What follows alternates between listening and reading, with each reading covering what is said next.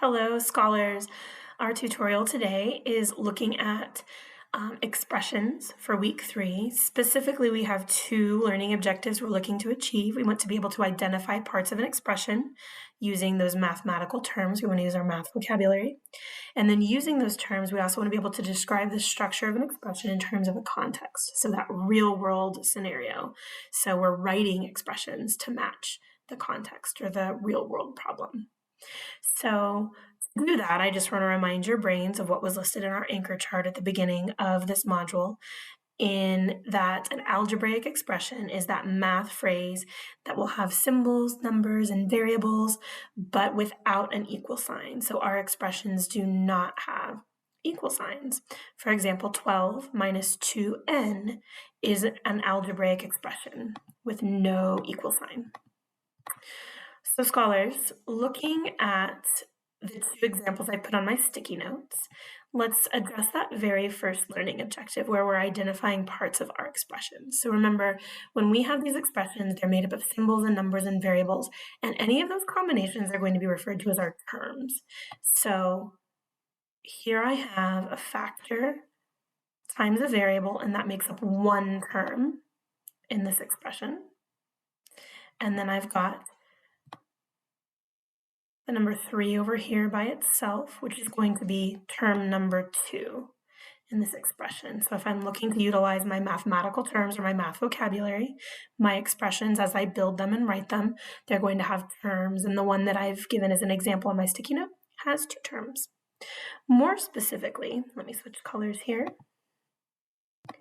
If I look at this 5, which isn't just acting as a 5, it's actually acting as a product that will get multiplied by my variable.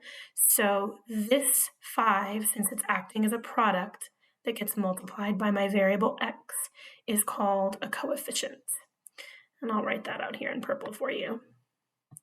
So as I'm reading,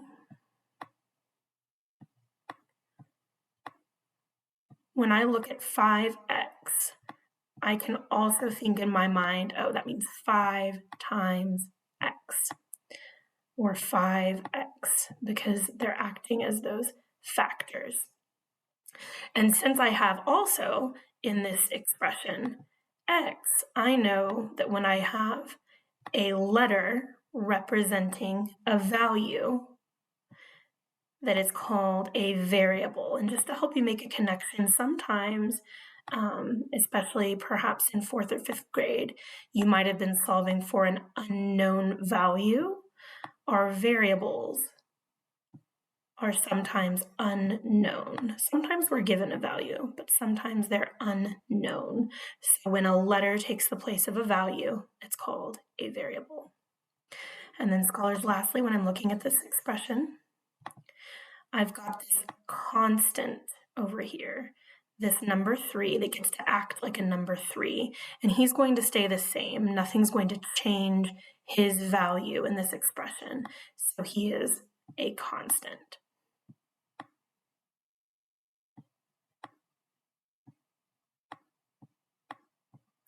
So scholars, revisiting this one last time, this expression, I've got 2 terms. One of my terms is 5x. The other term is 3. When I look at 5x, I can also think in the back of my mind, oh, these are factors. So I'll read it as 5 times x, or 5x. And since 5 is multiplied by that variable, 5 is my coefficient. And since x is the letter taking the place of a value, that's my variable. 3 is that number that stands alone. That is my constant. And scholars, knowing how to identify and recognize parts of those expressions is going to help us match the real-world context with the correct expression. So moving on to my other example, let me switch colors one more time for us. I've asked for us to write an expression that matches the scenario.